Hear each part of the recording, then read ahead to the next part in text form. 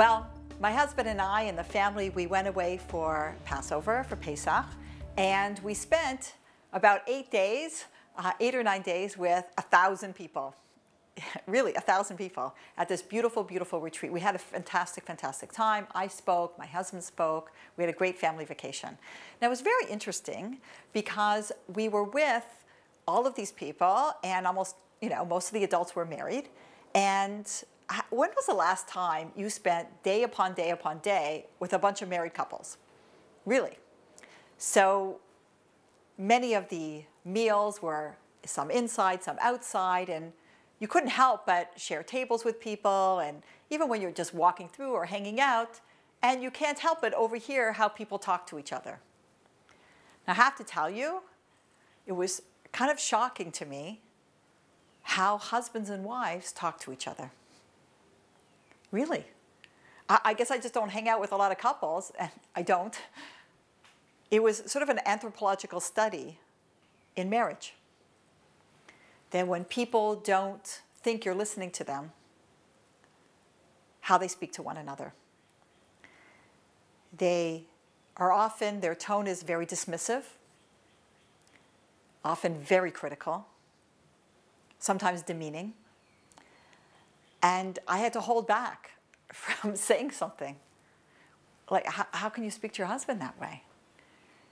And I would often glance at the other spouse who didn't know that anybody was listening or heard the interaction. And often the other spouse didn't look angry. They looked defeated. They looked beaten up.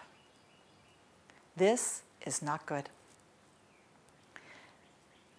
I don't know about you, but marriage is a lot of work and it takes a lot of effort. And it's hard to be at your best and to speak in even or positive tones all the time. But my husband says you have to speak to your spouse at the very minimum how you would speak to a favorite client.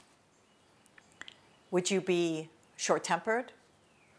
Would you be demeaning?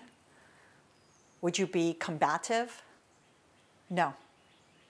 How we speak to the most important people in our lives, our parents, our spouse, our children. And somebody else said, we should always speak to the people in our lives, imagining that someone else is listening. I'm sure you are like me, that when you know somebody's watching, well, you're so much more patient with your kids, so much more positive, and you let things go.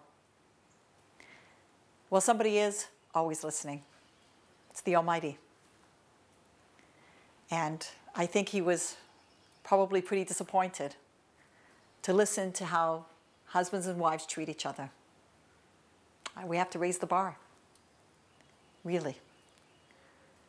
I wish we could record each other and hear how we sound. But I'm here to tell you, it's not pretty. I'm Lori, almost love.